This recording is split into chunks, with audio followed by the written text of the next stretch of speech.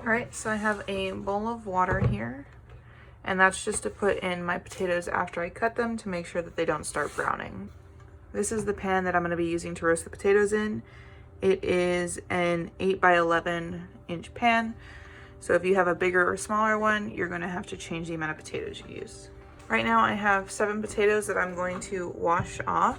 We'll see how much potato I have when I'm done cutting these and if I need to do any more. And you want these to be in relatively small pieces since potatoes can take a while to cook. The smaller pieces you have, the faster it'll end up cooking. So this is about the size that I'm going for. And as soon as you're done cutting it, you want to put it in the water and it'll stop the potatoes from turning brown.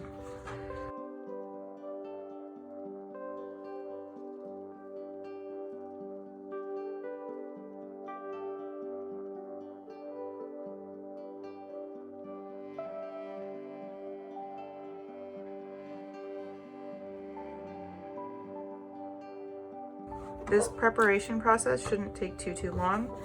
So most of the time in this recipe is going to be spent with the potatoes in the oven. And they'll take about 40 minutes total to cook in the oven.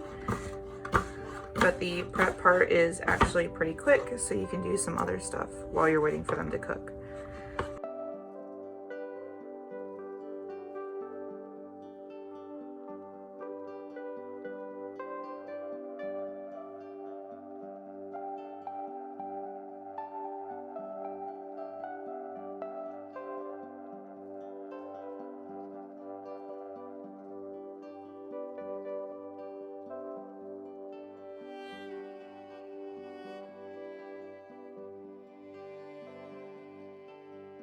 You also want to make sure that your potato pieces are about the same size just so that they cook evenly.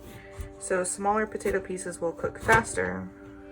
And if you have a bunch of different sizes, then you will have some potato that is really well cooked and some that maybe isn't as well cooked. You don't have to be too careful about it, as long as they're all about the same size. So like right here, they're not even, they're not totally the same size. You have some smaller ones. But they should all cook about the same speed since they're pretty close to the same size.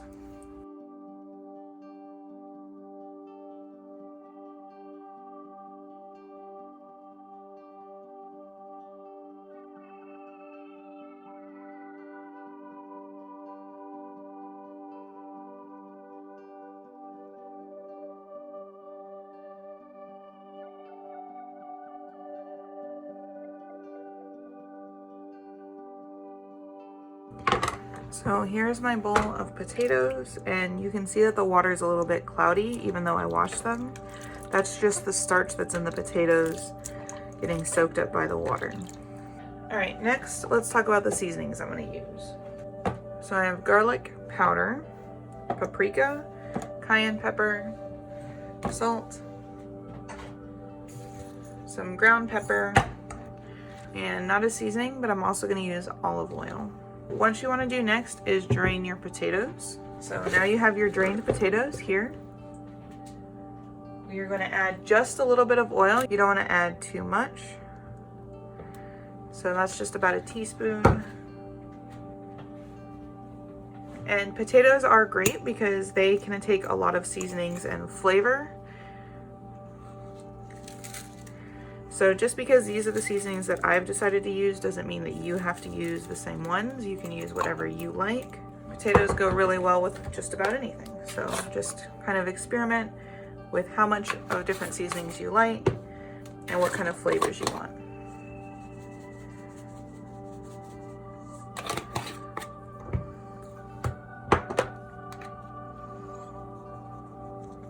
So just use a little bit of cayenne. Since it's what's bringing the heat, you don't want to add too much. Garlic powder, you can add quite a bit of. The potatoes can take it pretty well. Same with paprika, you can add quite a bit of it. It's going to bring just a little bit of spiciness, but not very much, and just a little bit of pepper flavor. And this just because everything has ground black pepper. All right, and then just give it a little bit of a mix. We're gonna season again at a later step, if it needs it. So don't worry too much right now about not adding enough. You want to add just about 2 handfuls of about 2 handfuls of sharp cheddar. Go ahead and give that a quick mix. All right. Pour it in our pan.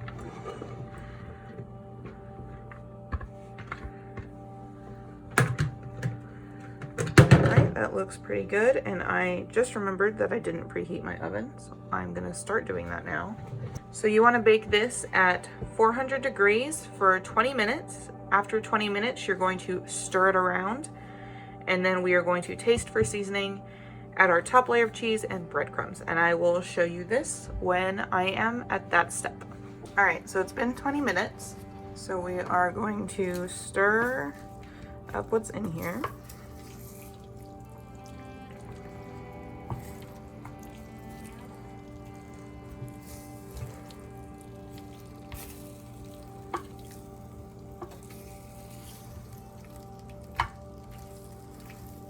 And we're gonna go ahead and give it a little bit of a taste to make sure that it's seasoned well. So mine needs more of everything.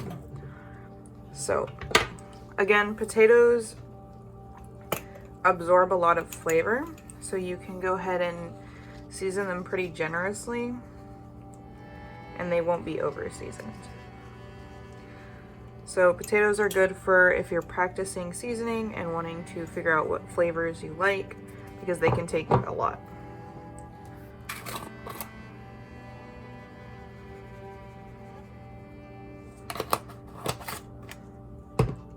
And at this point, the potatoes aren't fully cooked, which is why they're gonna go in for another 20 minutes. But they are cooked enough that you can go ahead and taste for seasoning to make sure that you like what you have going on.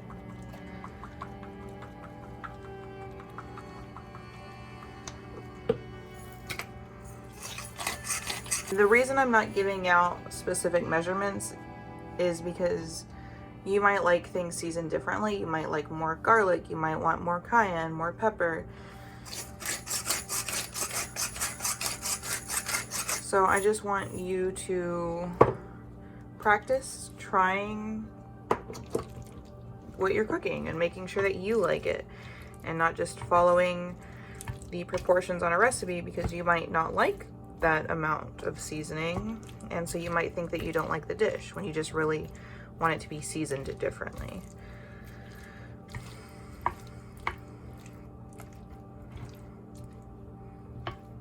All right, we're gonna go ahead and taste it again.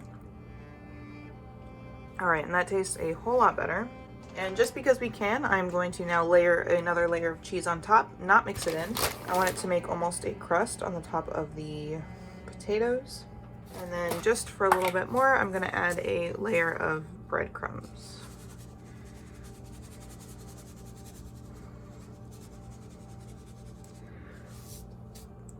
All right, and so this is going to go back into the 400-degree oven for another 20 minutes. And I will show you when we are there. Another 20 minutes later, and here we are. So you can see the cheese is kind of boiling, so it's very hot right now. Be careful. But the cheese bubbled up and did exactly what we wanted. And so I just want to make sure that it's actually fully cooked. If not, you can always throw it back in the oven for another 10 minutes and just give it a taste to make sure it's actually done. All right, and it tastes good, but it's not quite done. The bigger pieces in here still aren't totally cooked, so I'm gonna throw it back in the oven. And so typically it takes me about 40 minutes, but depending on your oven, you can reach different temperatures, and this is a new oven, so I'm having to play around with it a little bit. So I'm gonna toss it back in the oven and let you know when it's done, how long it took overall. It only took another 10 minutes, so it took a full total of 50 minutes for this to finish cooking.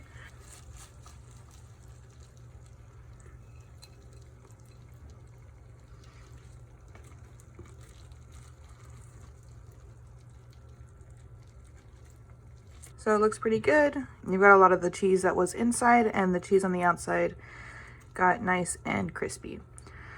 So I really like making this. It's easy, even if it takes a minute to cook, but it's actually really easy to cook, and it tastes really good.